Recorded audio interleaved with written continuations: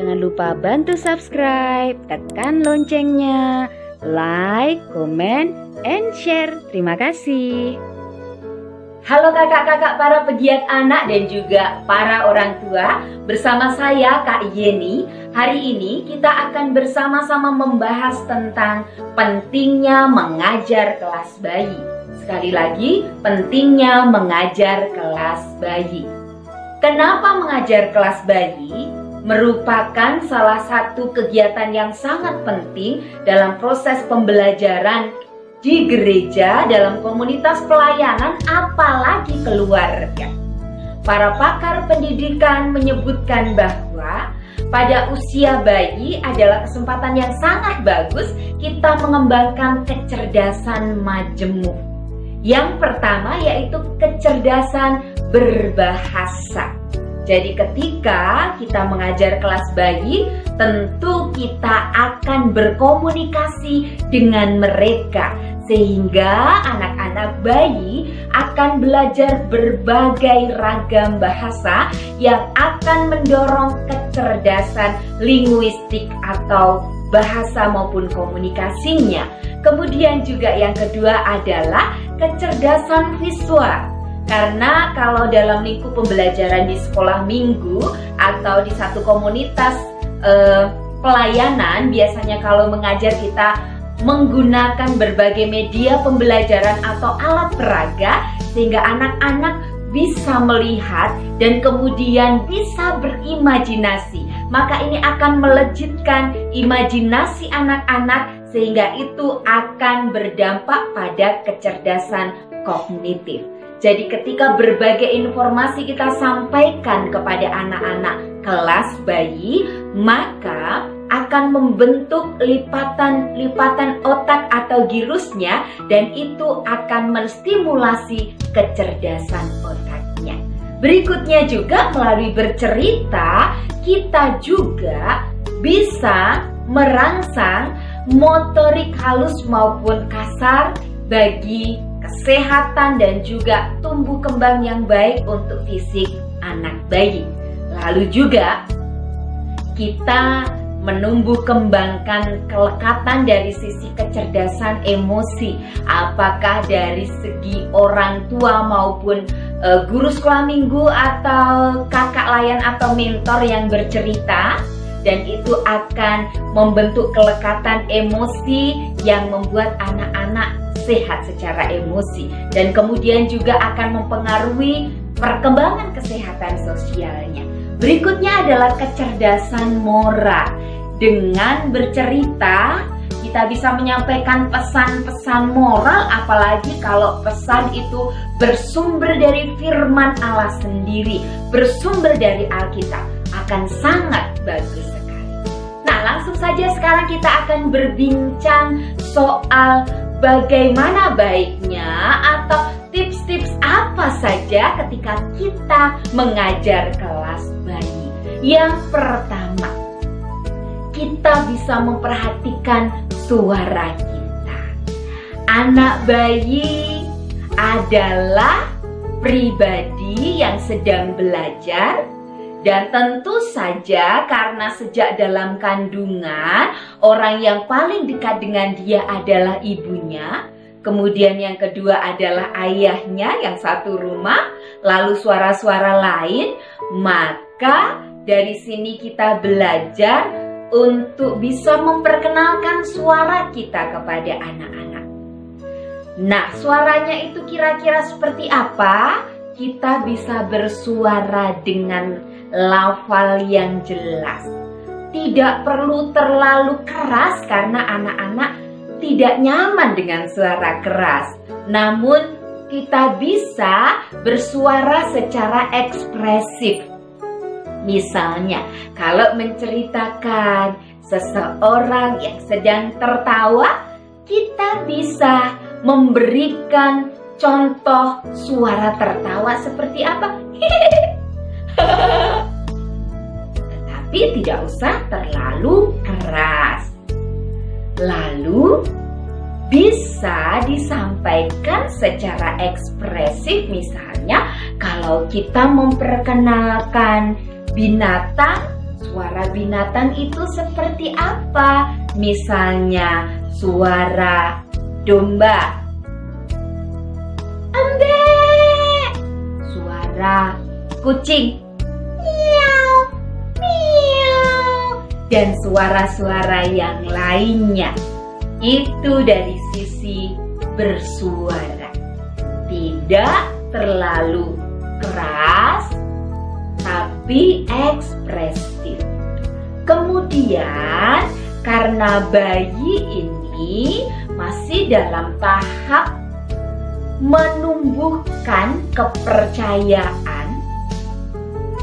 Kalau menurut Erik Erikson, pakar pendidikan, menyebutkan bahwa pada usia anak bayi 1-2 tahun, mereka sedang belajar menumbuhkan harapan. Kalau dalam proses pembelajaran itu dia tidak merasa senang, maka dia menganggap dunia ini tidak menyenangkan atau jahat.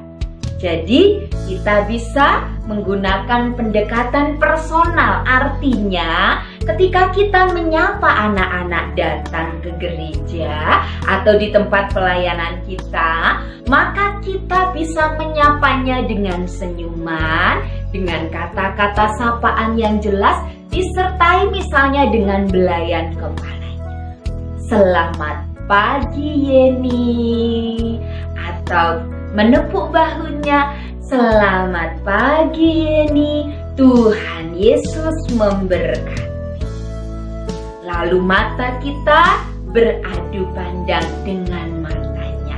Dari sini menurut John Bowlby, kita akan mengembangkan satu kelekatan emosi dengan anak-anak bayi yang kita ajar, sehingga mereka tidak hanya merasa nyaman dengan mamanya, tapi juga dengan gurunya yang berusaha mengajar dengan cara personal. Jadi kalau misalnya ada 5 anak di situ, kita bisa menyapa satu persatu sehingga anak merasa nyaman. Berikutnya, kalau kita menggunakan alat bantu atau media pembelajaran, pergunakanlah warna-warna dasar. Misalnya seperti ini. Saya menggunakan boneka. Maka baju yang saya gunakan untuk boneka ini adalah berwarna dasar, biru, merah, dan juga coklat. Karena anak-anak bisa belajar warna-warna dasar itu dengan mudah, dan ini juga melatih inderanya. Perlu kita ingat bahwa dalam tahapan-tahapan setiap bulannya, misalnya anak usia 0-2 bulan hanya mampu melihat sekitar 20-25 cm. Nanti kalau usia 2 bulan sampai dengan 4 bulan, maka dia bisa melihat sampai kejauhan atau jarak jauh 40 cm. Nah, kemudian seiring dengan pertambahan usianya, misalnya 4-6, maka anak sudah semakin bisa melihat dengan jelas. Lalu, kalau kakak-kakak bercerita menggunakan media pembelajaran boneka, gunakanlah boneka yang ramah anak. Saya kerap kali menggunakan boneka yang seperti ini. Ini namanya boneka 2 dimensi yang membuat anak merasa aman dan tidak takut. Tetapi berbeda dengan boneka yang seperti ini. Ini adalah boneka 3 dimensi. Kenapa belum cocok untuk usia bayi? Karena boneka ini memiliki mulut nih yang lebar dan juga mata yang lebar, dan anak-anak menjadi takut. Jadi kita perlu memahami anak-anak dari sisi psikologisnya, bahwa dalam pengenalan mereka kepada orang-orang di sekitar, umur 0-3 bulan itu anak-anak senang melihat wajah-wajah manusia. Jadi mereka bisa akrab dan memberikan senyum kepada semua orang. Kemudian pada usia 3-6 bulan, orang-orang yang sering kali berkomunikasi, berinteraksi dengan dia seperti mamanya, papanya, orang-orang dalam keluarganya, itu yang akan lebih dikenali. Sehingga anak-anak ini mulai memberikan senyuman kepada orang yang khusus saja. Namun setelah 6 bulan ke atas, anak-anak sudah mulai bisa membedakan mana orang-orang yang dekat dengannya, yang dirasa memberikan kenyamanan atau tidak. Nah, kembali dengan soal media pembelajaran tadi, kakak-kakak juga papa mama, boneka ini dibuat dengan melukiskan kondisi manusia yang berlebihan ya. Misalnya mulutnya sangat lebar, matanya juga besar, dan ini membuat anak-anak menilai boneka ini asing dan itu membuat dia takut. Mari kita belajar untuk memilih alat peraga ramah anak, yang mana alat peraga itu sesuai dengan tumbuh kembang mereka. Tentu boneka ini cocok, nanti saya akan menjelaskan ketika kita mengajar pada usia yang lainnya.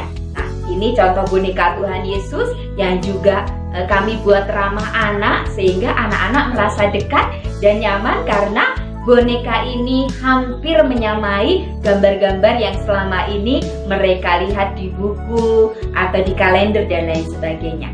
Nah, berikutnya terkait dengan media pembelajaran, karena menurut Piaget sebagai salah satu pakar pendidikan anak pada usia bayi 0-2 tahun itu juga sedang belajar untuk mengembangkan kecerdasan kognitifnya, maka ia akan lebih mudah memahami sebuah cerita dengan media pembelajaran yang mana alat peraga atau medianya itu tidak terlalu banyak.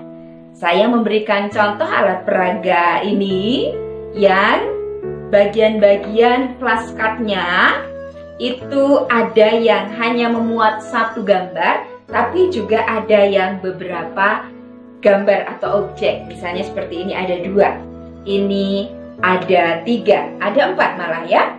Sehingga ini agak menyulitkan anak. Maka pilihlah saja gambar-gambar yang satu flashcardnya atau satu papannya hanya menunjukkan satu gambar. Misalnya ini disebutkan, diperkenalkan namanya siapa, misalnya ada seorang anak namanya Martinus. Namanya Martinus. Jadi satu. Lalu juga ini Martinus sedang berlari. Kita ambil objeknya satu saja. Kemudian karena pada usia ini anak juga sedang belajar untuk mengenal bahasa, belajar mengenal kata-kata. Kemudian nanti pada tahapan selanjutnya setelah mengenal, dia juga akan berusaha mengungkapkan isi hati atau pikirannya melalui ocehan-ocehan atau kata-katanya yang belum terstruktur. Maka alangkah baiknya metode mengajar kita kepada anak adalah pengulangan. Jadi tidak cukup satu kalimat diucapkan satu kali, melainkan berkali-kali. Misalnya 3-4 kali, itu semakin bagus. Saya beri contoh. Martinus sedang menangis. Lalu diulangi yang kedua kali, mungkin disertai dengan bantuan ekspresi anak yang menangis. Martinus sedang menangis. Lalu pengulangan yang ketiga bisa disertai dengan variasi suara anak menangis. Martinus sedang